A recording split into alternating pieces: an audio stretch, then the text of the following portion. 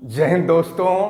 आज मैं आपको एक ऐसे बालक की कहानी बताने जा रहा हूं जिसका जीवन अखबार बेचने से शुरू होता है और जीवन के उत्तरार्ध में वो भारत के राष्ट्रपति पद को सुशोभित करता है।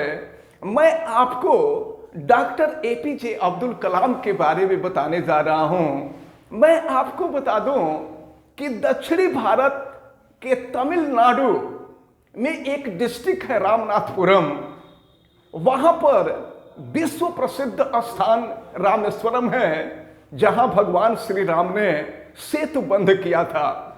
उसके बगल में ही एक धनुष कोडी नाम का गांव है, जहां एक गरीब मल्लाह परिवार रहता है जिसका नाम जैनलाब्दीन है और उनकी पत्नी का नाम असिम्मा है। उन दोनों की फैमिली काफी गरीब होती है। जीविकोपार्जन के लिए वो नाव बनाते हैं, नाव चलाते हैं, नाव को ठेके पर देते हैं और इस तरह से उनकी जीविका किसी तरह से चल रही है। अब उनके 5 पुत्र और 5 पुत्रियां पैदा होती हैं, जिनमें से 5वां पुत्र 15 अक्टूबर 1931 को पैदा होता है और जिसका नाम रखा जाता है अब्दुल। अब्दुल धीरे धीरे बड़ा होता है। अब्दुल पढ़ने में बहुत तेज नहीं था, लेकिन उसके अंदर सीखने की ललक बहुत जबरदस्त थी।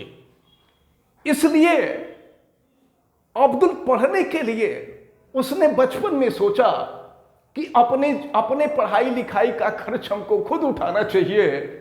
वो अखबार बेचने लगा। अखबार बेच करके धीरे धीरे अपनी पढ़ाई को आगे बढ़ाने लगा। कुछ और बड़ा हुआ, हाई स्कूल में एडमिशन होता है और हाई स्कूल में उनके गुरु हैं आया दुर्रे सोलोमन। इन गुरुजी ने कलाम चूंकि काफी तेज थे, अब्दुल काफी तेज थे, अब्दुल को बुला करके और उनको 3 मंत्र दिए। 3 मंत्रों में पहला मंत्र जो था वो इच्छा था। उन्होंने कहा, अब्दुल देखो, अपनी इच्छा को किसी भी हालत में कभी मरने मत देना। इच्छाएं जैसे जैसे जागृत होगी वैसे वैसे तुम अपने जीवन में आगे बढ़ते जाओगे। इसके बाद जो दूसरा मंत्र था वो उम्मीद, कि कभी उम्मीद को मत छोड़ना। और इसके बाद जो तीसरा मंत्र था वो विश्वास। विश्वास को किसी भी हालत में तुम खोना मत। अगर विश्वास खो गए तो बहुत आगे नहीं बढ़ पाओगे। अब इसके बाद ये बालक थोड़ा सा बड़ा होता है और फिर 1954 ईस्वी में सेंट जोसेफ कॉलेज, जो कि रामेश्वरम में त्रिचुरापल्ली में है, त्रिचुरापल्ली में ये एडमिशन ले लेते हैं और ये पीएमसी ग्रुप के छात्र यानी फिजिक्स मैथ केमिस्ट्री ग्रुप के छात्र हैं। साल भर यानी जब बीएससी इन्होंने फर्स्ट ईयर किया तो बीएससी फर्स्ट ईयर करने के बाद साल भर के बाद इनके मन में इच्छा जागृत होती है कि हमको पायलट बनना चाहिए और पायलट भी लड़ाकू विमान का पायलट बनना चाहिए और लड़ाकू विमान का पायलट बन करके अपने देश के तरफ से शत्रुओं के छक्के छुड़ाने चाहिए। इसलिए इन्होंने एनडीए का फॉर्म भरा और फिर एनडीए क्वालिफाइड करने के लिए बहुत अच्छी तरह से ये तैयारी करना शुरू कर दी है। तैयारी के बाद इनको एडमिट कार्ड आता है और एडमिट कार्ड आता है देहरादून के लिए। अब तनिक सोचने वाली बात है कि ये रहने वाले रामेश्वरम के हैं, यानी भारत के सबसे दक्षिणी छोर के रहने वाले हैं, और इनका परीक्षा सेंटर आता है देहरादून, ये भारत के उत्तरी छोर में है। अब इनके सामने सबसे बड़ी समस्या आ गई कि परीक्षा देने के लिए किराए की जरूरत पड़ेगी और ये किराया आखिर आएगा कहां से।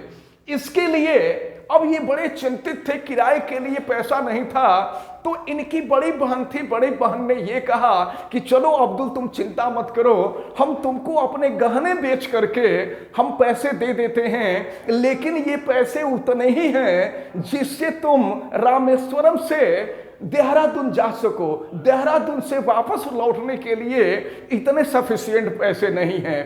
तो अब्दुल कलाम जो थे ये उम्मीद से और फिर धैर्य के साथ भरे हुए थे, विश्वास से भरे हुए थे। इन्होंने कहा कि बहन बस हमको केवल जाने का ही किराया चाहिए, वहां जाने के बाद मैं परीक्षा कंप्लीट करूंगा, परीक्षा क्वालिफाइड करूंगा, हमारा सिलेक्शन होगा और सिलेक्शन के बाद जब पहली सैलरी मिलेगी तो मैं वापस आऊंगा और फिर आपको मैं गहने भी दिलवाऊंगा, गहने भी बनवा दूंगा, जो गहने बेच करके आपने हमको किराया दिया। अब यह बात सोच करके बड़ी खुशी के साथ चल दिए देहरादून परीक्षा देने के लिए। परीक्षा हॉल में पहुंचते हैं, एनडीए का पेपर मिलता है, परीक्षा देते हैं, रिजल्ट आता है। उस रिजल्ट में पता चलता है कि केवल 1-2 अंक से ये असफल हो जाते हैं। अब असफल होने के बाद जाहिर सी बात है, जब कोई व्यक्ति किसी काम को करने के लिए अथक परिश्रम करता है और अथक परिश्रम करने के बाद अगर सफलता नहीं मिलती है तो मानसिक स्थिति बड़ी खराब हो जाती है। अब ये सोचते हैं, इनके मन में ये बात आती है कि हम कौन सा मुंह लेकर के फिर वापस जाएंगे, वापस जाने के लिए हमारे पास किराया भी नहीं है, बहन ने गहने बेच करके हमको किराया दिया है, हम बहन के गहने कैसे बनवाएंगे। यह सोच करके फिर इन्होंने निर्णय लिया कि अब मैं वापस घर नहीं जाऊंगा। अब वो ऋषिकेश चले गए और ऋषिकेश के पहाड़ों पर लगभग 8-10 दिन तक ये घूमते रहे। इनकी मानसिक स्थिति धीरे धीरे बिगड़ती रही। इसके बाद इन्होंने सोचा कि अब ऐसे जीवन का क्या है, इस जीवन को जी करके हम क्या करेंगे, इस जीवन का अंत ही कर लेना चाहिए। इसलिए ये पहाड़ी पर चढ़ गए और किनारे नदी थी। इन्होंने सोचा कि नदी में कूद करके अपने जीवन का अंत ही कर लेते हैं। लेकिन मैं आपको बता दूं कि इनके सामने स्वामी शिवानंद जी का आश्रम था और स्वामी जी की नजर इस अब्दुल के ऊपर पड़ती है, कलाम के ऊपर पड़ती है और इनके मनोदशा को वो भांप लेते हैं। मनोदशा को भांपने के बाद ये बुलाते हैं, बालक हमारे तरफ आओ, क्या बात है, तुम्हारी मानसिक स्थिति काफी खराब लग रही है। तो उन्होंने पूरी बात बताई कि महाराज हमने बहन के गहने बिचवा करके हम आए थे परीक्षा देने के लिए, परीक्षा भी हमने क्वालिफाई नहीं किया और अब जो है हम कौन सा मुंह लेकर के वापस जाएं, घर जाने के लिए हमको किराए भी नहीं है। तो अब स्वामी जी ने कहा कि तुमको घर जाने के लिए किराया ही चाहिए ना, तुमको किराया मैं देता हूं, तुम घर जाओ। और एक बात याद रखे रहना कि सूरज रोज उगता है, सूरज का अगर अस्त होता है तो सूरज फिर दूसरे दिन उगता जरूर है। तो अगर आज तुम्हारे सामने ये समस्या है, आज डिप्रेस्ड हो, तो तुम्हारे साथ कल बहुत अच्छा होने वाला है। मैं तुमको किराया दे रहा हूं, तुम घर जाओ और हमें उम्मीद है कि तुम अपने बहन के किराए, अपने बहन के गहने के लिए भी व्यवस्था कर लोगे।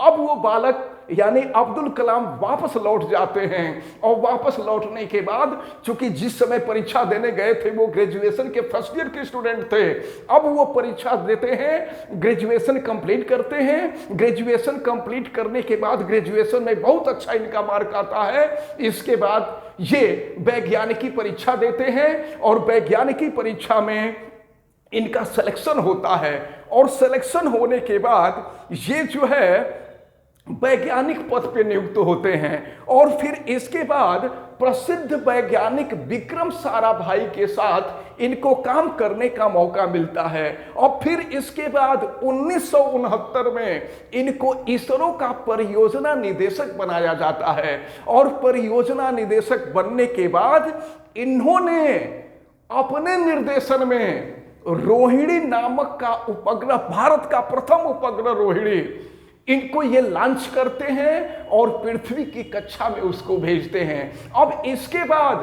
तो फिर इनकी चल पड़ी, ये जो है पृथ्वी नाम की मिसाइल, नाग नाम की मिसाइल, अग्नि मिसाइल, त्रिशूल मिसाइल और फिर आकाश जैसे मिसाइलों का इन्होंने निर्माण किया। और फिर इसके बाद ये भारत के मिसाइल मैन बन गए, डॉक्टर एपीजे अब्दुल कलाम बन गए। अब इनको पूरी दुनिया जानने लगी और फिर इसके बाद सन 2002 में ये भारत के 11वें राष्ट्रपति बनाए गए और इसके बाद इनको भारत रत्न पुरस्कार मिला। इनकी झोली में ढेर सारे पुरस्कार थे और मैं समझता हूं कि इनके व्यक्तित्व के लिए ये सारे पुरस्कार बहुत ही कम थे। अब इसके बाद जब राष्ट्रपति पद से रिटायर होते हैं तो रिटायर होने के बाद इनको मेघालय के शिलांग में IIM में इनको 27 जुलाई 2015 को इनको व्याख्यान करने के लिए बुलाया जाता है। ये वहां मंच पर चढ़ करके व्याख्यान देते हैं और व्याख्यान के दौरान इनको कार्डियक अरेस्ट होता है, यानी दिल का दौरा पड़ता है और वहीं बेहोश होकर के गिर जाते हैं। इनको हॉस्पिटल ले जाया जाता है लेकिन इनको बचाया नहीं जा सकता है। 84 साल के उम्र में यह महान व्यक्तित्व हमारे देश से विदा हो गया और पूरे देश को गमगीन करके चला गया। अब इसके बाद जो है, अब निधन के बाद पूरे देश में शोक तो व्याप्त ही हो गया था। ये युवाओं के हीरो थे और हम अपने महामना इंस्टीट्यूट के तरफ से अपने समस्त शिक्षक शिक्षिकाओं, अपने समस्त बच्चों के तरफ से इस महान व्यक्तित्व और इनके कृतित्व को हम प्रणाम करते हैं, हम नमस्कार करते हैं, हम आपको सैल्यूट करते हैं। फिर आप सभी लोगों को बहुत बहुत धन्यवाद। जय हिंद।